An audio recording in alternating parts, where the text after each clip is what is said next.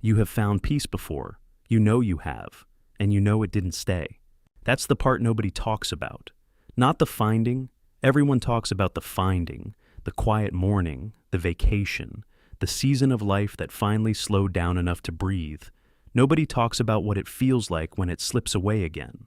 The way you can go from finally okay to not okay so fast that you start to wonder whether the okay part was even real, or whether you were just tired enough to stop noticing the noise for a little while. Most people respond to this by trying harder, more margin, more boundaries, more mornings that start before anyone else is awake. And it works, sometimes briefly, and then it doesn't. And the cycle starts again. Here is the thing nobody told you. The version of peace you have been chasing your whole life is a translation. And translations lose things. Sometimes they lose the most important thing. The Hebrew word is shalom. It appears over 250 times in the Bible, in blessings spoken over armies, in letters written to exiles, in the mouth of a suffering servant 700 years before the cross. Your English Bible almost always translates it as peace, and every single time it does, something essential gets left in the original language. Shalom is not a feeling. It is not a mood. It is not the absence of noise or pressure or the particular weight of a life that has too many things in it. It is something so structurally different from the English word peace that once you understand it, you will not be able to read your Bible the same way again. And you will finally understand why the thing you have been chasing keeps not being enough. There is one moment I want you to hold on to as we go through this. After the resurrection, Jesus walks into a locked room full of terrified people. The room is sealed. The disciples are inside, shaking, 3 days past, watching their teacher die. And Jesus appears, and the first word he speaks is shalom. Once you understand what that word actually means, that moment stops being a reassurance. It becomes something much larger. We will get there, but not yet. Start with the root of the word. Shalom comes from the Hebrew verb shalem, which means to be complete, whole, intact, undivided. Nothing missing and nothing broken and everything exactly where it is supposed to be. Not a feeling you have on a good day, a condition. The condition of a thing that is functioning exactly as it was designed to function, with every part in its right place and every relationship within it working the way it should. That distinction between a feeling and a condition is the whole point. When your body is healthy, you don't spend a lot of time thinking about your health. You just live. You move and eat and sleep, and the system runs the way it was built to run. Health is not a feeling you chase. It is a condition that either exists or doesn't. And when it breaks, when something goes wrong inside the system, you feel the absence of it immediately, in ways that are hard to ignore. Shalom works the same way. It is not something you feel on a quiet morning. It is the condition of a life where everything is in right relationship, with God, with the people around you, with the world you live in, with yourself. When all of those relationships are intact and functioning the way they were designed to function, shalom is simply the air the life breathes. You don't notice it because you don't need to. Everything is whole. And when it breaks, when any one of those relationships fractures, you feel the absence of it in ways that are hard to put into words but impossible to ignore. A theologian named Cornelius Plantinga spent years studying this word, and the definition he arrived at is the best one I have come across. He describes shalom as the webbing together of God, humans, and all creation in justice, fulfillment, and delight.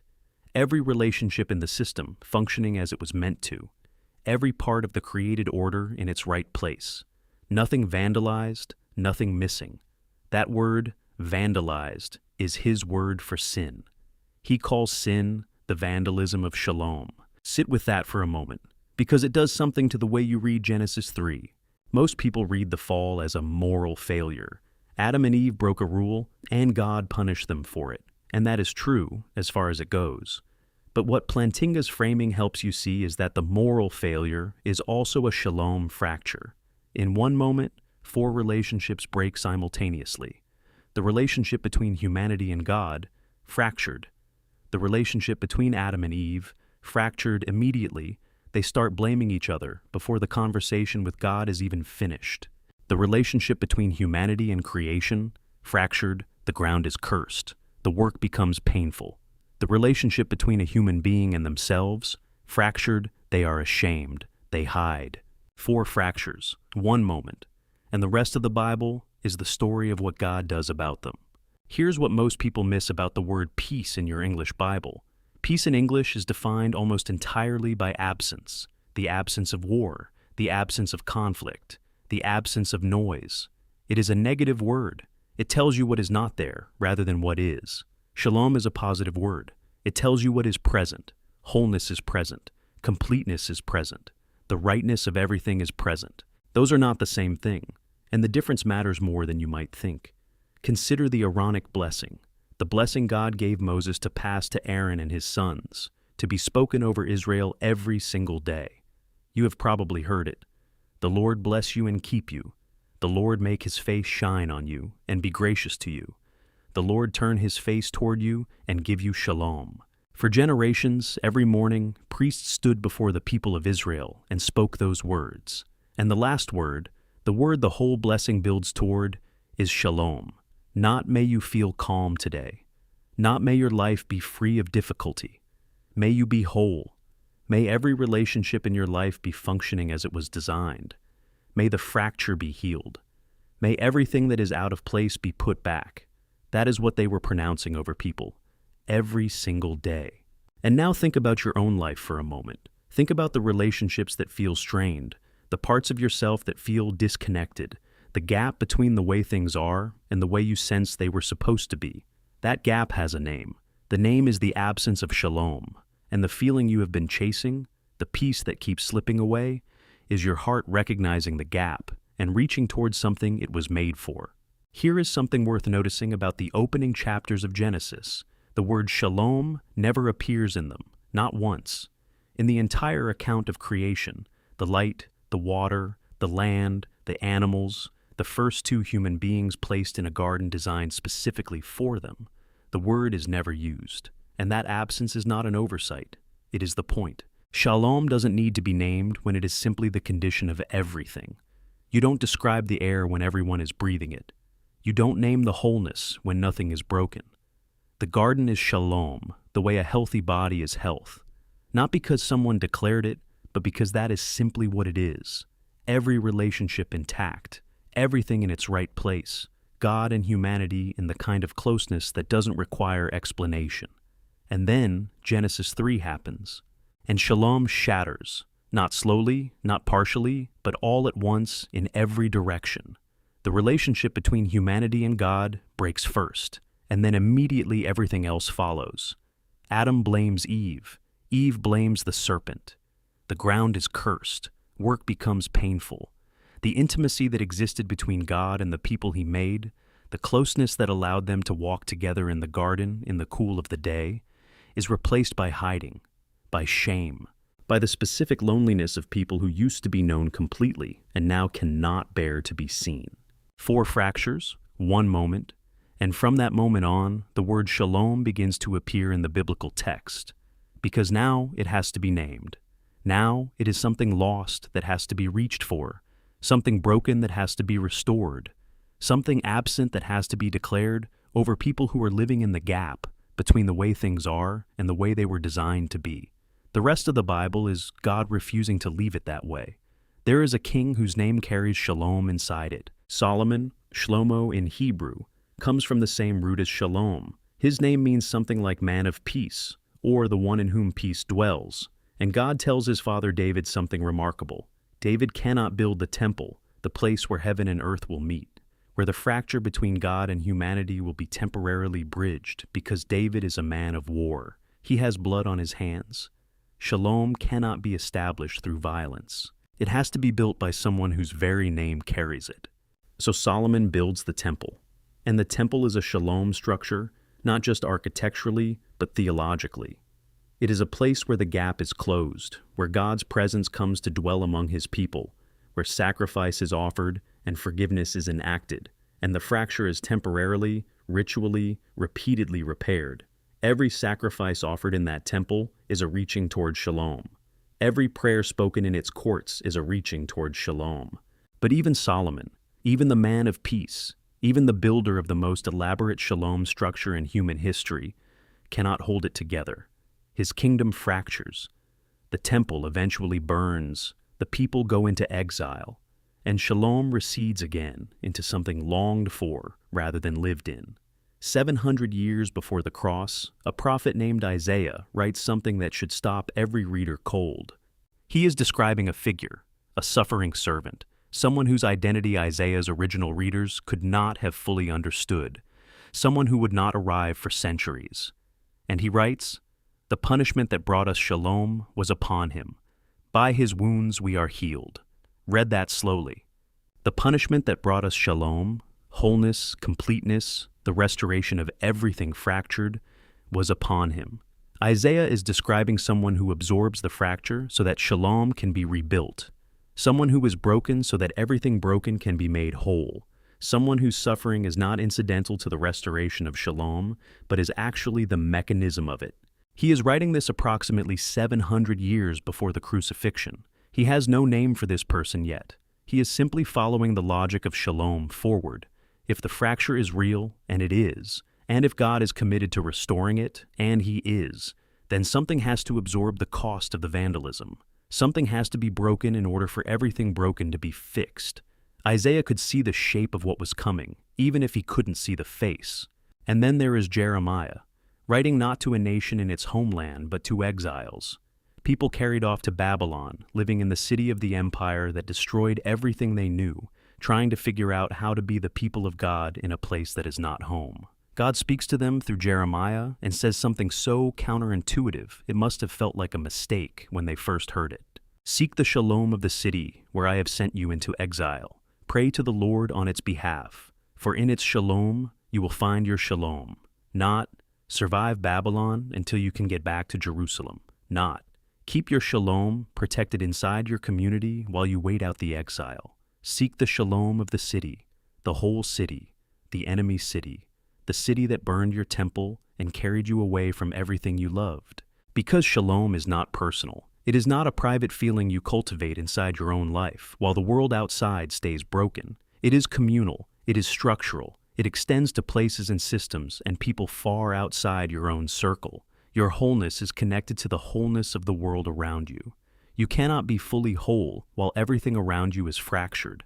That idea, that shalom is not just personal, but extends outward into the city, the community, the world, is one of the most demanding ideas in all of Scripture, and one of the most misunderstood. John 14 is a quiet chapter. Jesus is in the upper room with his disciples. It is the night before his arrest. He knows what is coming: the garden, the soldiers, the trial, the cross. And he is spending his last free hours with the people he loves most, trying to give them something that will hold them together after he is gone. He says a lot of things in that room, and then, near the end of it, he says something that has been quoted on greeting cards and spoken at funerals for 2,000 years, and almost always slightly missed. "Peace I leave with you. My peace I give you. Not as the world gives do I give to you." That last line is the one that matters. Not as the world gives. The world has a version of peace.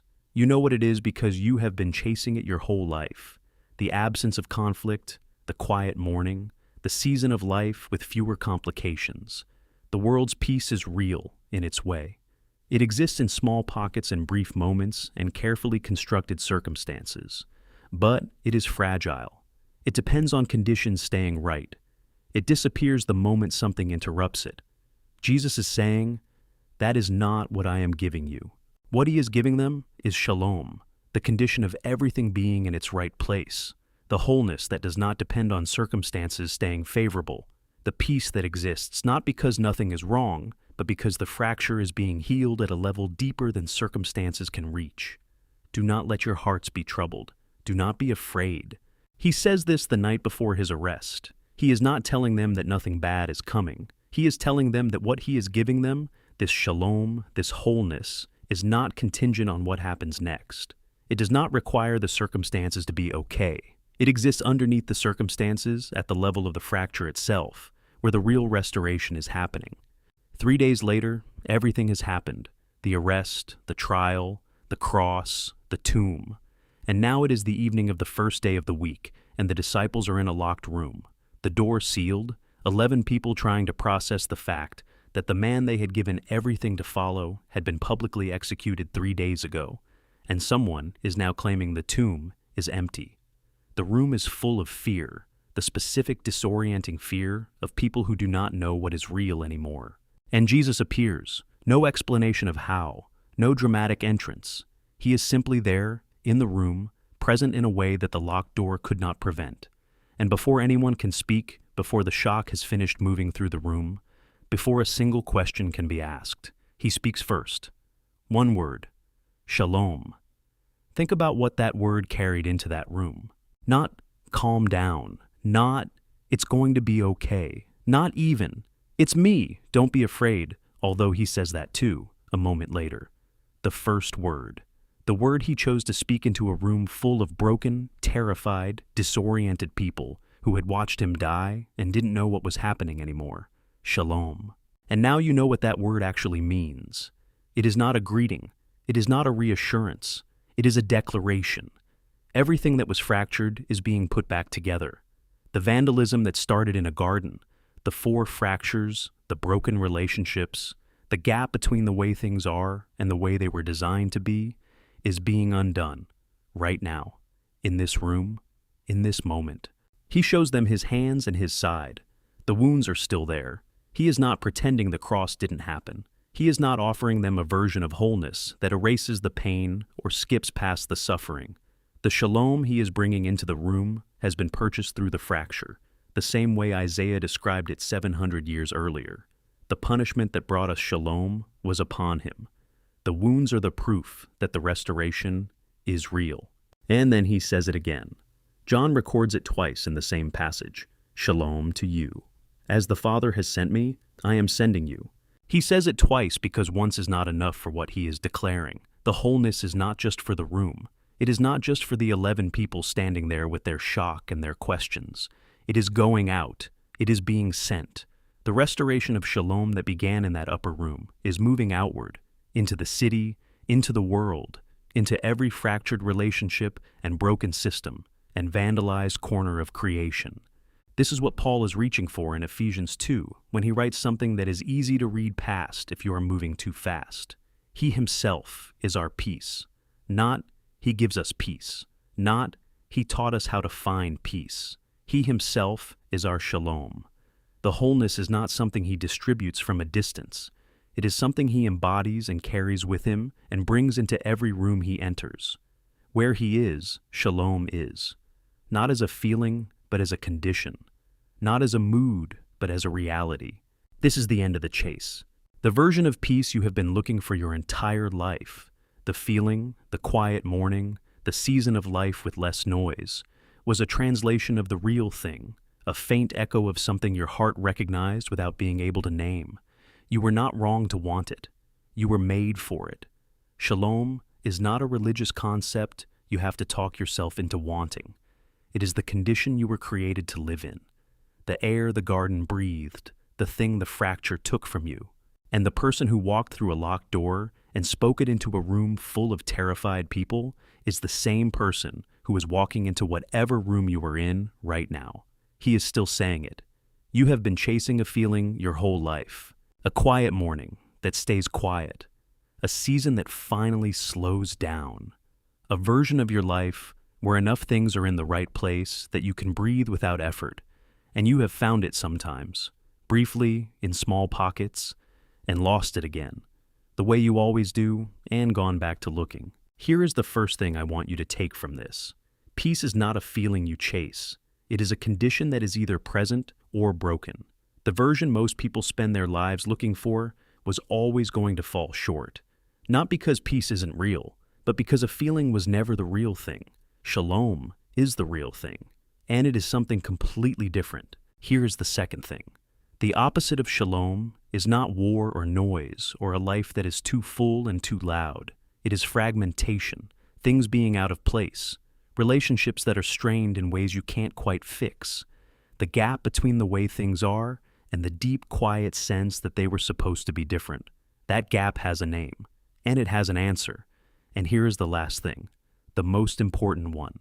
Jesus didn't come to give you a calm feeling on a quiet morning. He came to put everything back together, every fractured relationship, Every broken thing in you and around you and between you and God. Every vandalized corner of a creation that was designed for wholeness and has been reaching toward it ever since a garden where everything fell apart at once.